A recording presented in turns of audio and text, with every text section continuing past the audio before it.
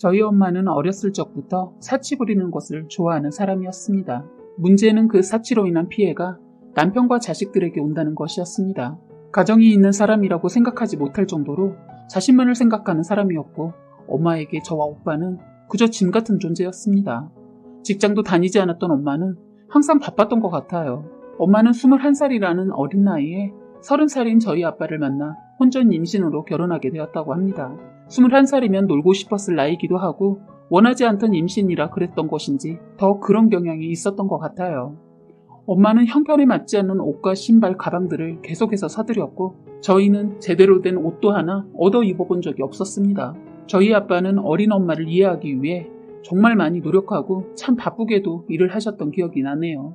제가 6살이었을 때 경제적으로 상황이 많이 안 좋았다고 합니다. 그래서 아빠는 엄마에게 애들 클 때까지만 가정에 집중해주면 안 될까? 아니면 상황 좋아질 때까지만 같이 일해볼 생각 없을까? 했다고 해요. 엄마는 아빠의 뺨을 때리면서 뭐? 언제는 손에 물 한 방울도 안 묻히게 해준다고 약속했잖아. 그때 애를 확 지워버려야 했어. 괜히 저런 것들을 낳아가지고 너 같은 새끼랑 평생 살게 되고 이젠 일까지 하라는 말을 듣게 되네? 라고 했답니다. 그날 아빠는 엄마와 싸우자마자 집을 나갔다고 해요. 계속되는 이 굴레에서 빠져나올 수 없다는 생각이 들어 차에서 삶을 끝내려는 도중 저희가 계속 아른거려 다시 집으로 돌아왔다고 합니다. 여전히 엄마는 사치를 부리느라 바빴고 아빠는 엄마의 빚을 갚느라 바쁘다 보니 자연스럽게 저희 남매는 제대로 된 케어를 받지 못했어요. 일어나서 씻는 것과 입는 것, 먹는 것까지 알아서 해야 했죠. 저와 5살 차이 나는 오빠는 저에게 부모님을 대신해서 부모 노릇을 해주었습니다. 어렸을 때부터 항상 어딜 가든지 저를 챙겨주고 저를 먼저 생각해 주었어요. 저는 그런 오빠를 잘 따르며 사이도 좋았습니다. 오빠가 학교를 끝마치고 올 때까지 저 혼자 아무도 없는 집에서 오빠를 혼자 기다리는 동안 과자라도 사 먹고 있으라고 항상 돈을 지어주었던 기억이 납니다. 엄마의 사치는 저희가 크는 동안에도 계속되었어요. 결국 엄마는 돈이 좀 있다는 남자와 바람이 나서 어느 날 저희의 곁을 떠났어요. 하지만 엄마는 떠나기 전 아빠의 명의로 빚을 더 많이 지고 갔고 결국 저희 가족은 빚더미에 놓이게 되었습니다. 그러다 보니 공부를 잘했던 오빠는 할 수 없이 대학을 포기하고 상고로 진학을 했습니다. 아빠는 공부를 잘했던 오빠가 대학을 가기를 원했지만 집안 사정상 그럴 수 없었어요. 그래서 아빠는 지금까지도 항상 미안해하고 있어요. 상고로 진학하여 오빠는 은행원이 되었고 아빠와 함께 엄마가 쌓아놓은 빚들을 함께 청산하기 위해 엄청 노력했어요. 오빠는 제가 중학교에 다니면서 밥이라도 굶을까 걱정되어서 항상 문자를 남기며 가끔 집에 올 때마다 5,000원씩 제 손에 쥐어주었어요. 그러면서 오빠는 항상 공부라도 잘해야 대접을 받을 수 있으니 공부만큼은 열심히 하라고 했고 그 말을 따라 저도 공부를 열심히 하다 보니 자연스레 공부 잘하는 아이가 되어 있었습니다.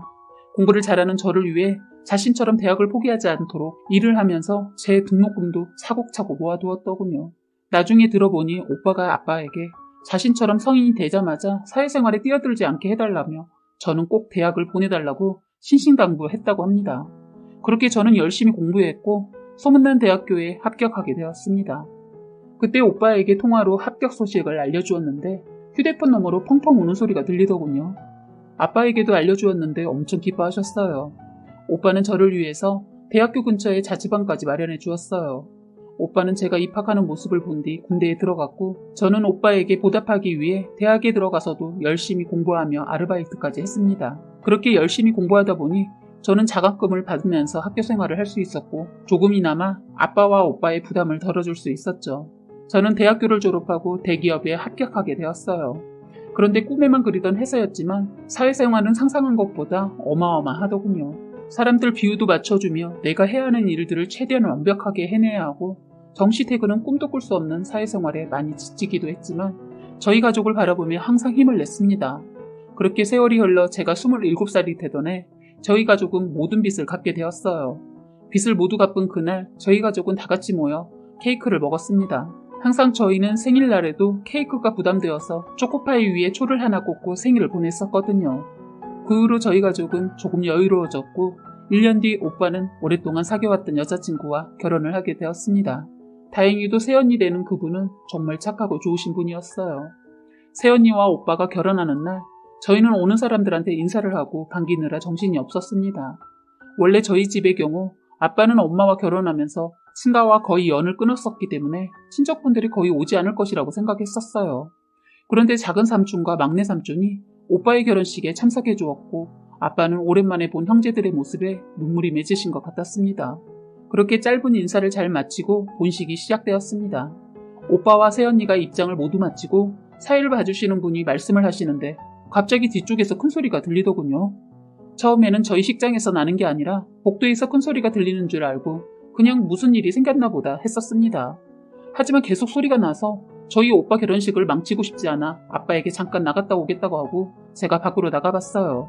그런데 그 밖에는 딱 봐도 짝퉁으로 보이는 명품들을 걸치고는 자기를 왜 들여보내지 않냐며 큰 소리를 떵떵 치는 아줌마가 있더라고요.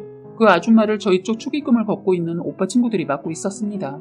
내가 저기 있는 남자 엄마라고 왜 들여보내주지를 않아? 죄송한데요. 저희는 현우한테 엄마가 없다고 들었어요. 괜히 들어가셔서 일 만드실 작정이시면 그만두시고 나가주세요. 너네가 뭔데 나한테 나가라 말아야? 현우한테 한 번밖에 없는 결혼식인데 지금 이러고 싶으세요? 현우 엄마이시면 더더욱 이러시면 안 되는 거죠. 알고 보니 그 싼티나는 아줌마는 저희를 버리고 떠났던 저희 엄마였어요. 처음에는 얼굴이 성형 부작용이었는 듯 빵빵하고 축 처져서 알아보지 못했지만 자세히 보니 알 수 있겠더라고요. 그래서 저는 힘들게 살아온 저희 오빠의 결혼식을 망치고 싶지 않아서 제가 난동을 피우는 엄마를 데리고 나가게 되었습니다. 여기서 이러시지 마시고 저랑 나가서 이야기해요. 어머, 너 현진이? 엄마 기억나지? 어휴, 너가 날 닮아서 예쁘게 크긴 했구나. 그만하시라고요. 이리로 오세요. 라고 하면서 엄마를 억지로 끌고 호텔 1층에 있는 카페로 데리고 내려갔습니다. 물론 내려가면서 오빠 친구들한텐 문자로 뒷정리를 부탁한다고 이야기를 한 뒤에 나가게 되었어요. 본식이 끝나고 나면 가족들끼리 사진도 찍어야 하기 때문에 1층 카페에 제가 있을 테니 그때 와달라고 부탁을 하고 갔습니다. 그런데 1층으로 내려가는 도중에도 입을 멈추지 않고 쉴 새 없이 움직이더군요. 귀를 막고 싶을 정도로 듣고 싶지 않아서 무시하고 있다가 조용 좀 하세요. 시끄러우니까 했습니다. 무안했는지 혼잣말을 좀 하다가 조용히 하더군요. 카페에 들어갔는데 4인 테이블에는 다 사람들이 있어서 할 수 없이 저희는 2인 테이블에 앉게 되었어요. 가까이서 얼굴을 마주하고 있는데 화가 치밀어 올랐습니다. 하지만 시간이 많지 않아서 할 말만 하려고 바로 말을 꺼냈어요. 여기는 어떻게 알고 찾아오셨어요? 뭘 어떻게 알고 찾아오긴 찾아와. 내 아들 결혼식인데. 요새 여자들 참 자랑하는 거 좋아해. 네 새언니 될 사람이 인스타그램에 그렇게 올려대는데 엄마 된 도리로서 한번 찾아와줘야지. 지금 엄마라고 하신 거예요? 그럼 내가 너네 엄마지 아줌마니? 저는 그쪽을 저희를 버리고 가는 이유로 엄마라고 생각해 본 적이 없는데요. 오빠도 마찬가지고요. 야, 날 정말 서운하게 한다. 역시 자식 키워봤자 소용없다더니. 저희를 언제 제대로 키워주시긴 하셨어요? 옷 한 벌도 제대로 사주신 적도 없고 보호자 노릇도 해주신 적 없잖아요. 뭔 소리야. 배 아프게 낳아줬으면 됐지. 뭘 더 바라니? 웃긴다 너. 낳아준 사람한테 고맙다고는 하지 못할 망정. 아휴, 그냥 가세요. 좋은 날 기분 망치게 하지 마시고 2번 말 안 해요. 라고 한 뒤 저는 그 자리에서 일어났어요. 그런데 그 뒤로 이어지는 말이 어이가 없었습니다. 그럼 내가 순순히 가줄 테니까 100만 원만 줘. 어차피 축의금으로 들어온 돈들도 많을 거 아니야. 이 말을 듣고 전 꼭지가 제대로 돌았고 진짜 개념도 양심도 없는 사람이란 걸 다시 한번 깨닫게 해주었어요. 100만 원이 누구지 개 이름이에요? 살면서 또라이들 참 많이 만났는데 이런 상또라이가 저를 낳아준 사람이란 게 믿기지가 않네요. 그쪽한테서 제가 태어났다는 사실도 소름이 돋을 정도예요. 그때 저희 버리고 사랑의 도피를 떠났던 그 남자는 돈도 안 주던가요? 언제적 얘기를 하는 거야? 그래서 돈 줄 거야 말 거야? 꺼지세요. 당신 같은 여자한테는 10원도 아까우니까요. 저 미친년이 말하는 뻔세 봐라. 평생 지금처럼 짝퉁이나 걸치고 다니면서 거지같이 구걸이나 하고 다니세요. 물론 당신한테 돈을 줄 사람이 있을지는 모르겠지만. 그렇게 저는 그 자리에서 뒤돌아 나가려는데 앞에서 카페에 들어오던 오빠 친구들이 저에게 뛰어오더라고요. 왜 달려오는 거지라고 생각했는데 엄마는 제가 뒤돌아서자마자 가방에 있던 흉기 비슷한 무언가를 꺼내 저에게 달려오고 있었다고 합니다. 타이밍 좋게 마침 저를 데리러 내려온 오빠 친구들이 저에게 달려들던 엄마를 발견하고는 붙잡아서 저는 다치지 않을 수 있었고 엄마는 경찰에 넘어가게 되었습니다. 카페에 CCTV가 있어서 다행히 처벌이 가능했어요. 그래서 그 뒤로 엄마는 저희를 찾아올 수 없었지만 또다시 온다면 그땐 제가 행동으로 보여줄 겁니다. 어떻게 사람의 탈을 쓰고 자기 자식한테 그럴 수 있는지 아직도 이해가 안 됩니다. 사실 이 일을 오빠와 아빠가 알지 못하게 일을 끝내고 싶었지만 경찰 조사를 하면서 다 알게 되어버렸어요.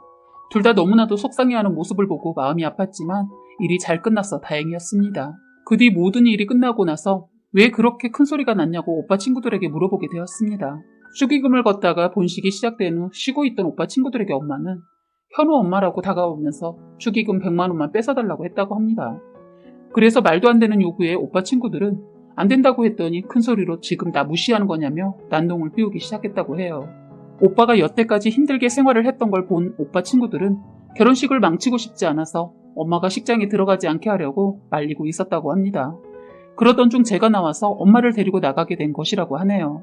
다행히 일이 잘 끝나게 되어서 엄마란 사람이 저희 곁에 오지도 못하긴 하지만 아직도 불안하기는 해요. 낳아줬다고 무조건 부모라 생각하는 사람들이 참 어리석다고 생각합니다. 자식이 자식된 도리를 해야 하듯이 부모도 부모된 도리를 해야 한다고 생각하네요. 그러고 보니 이 일이 있었던 지 거의 2년이 넘었네요. 지금 오빠와 새언니는 올해 1월에 태어날 아이를 임신하고 있습니다. 빨리 코로나가 끝나서 제 조카가 마스크를 쓰지 않고 뛰어다닐 수 있는 날이 왔으면 좋겠습니다. 사연은 여기까지였고요. 구독과 좋아요, 알림 설정 부탁드리겠습니다.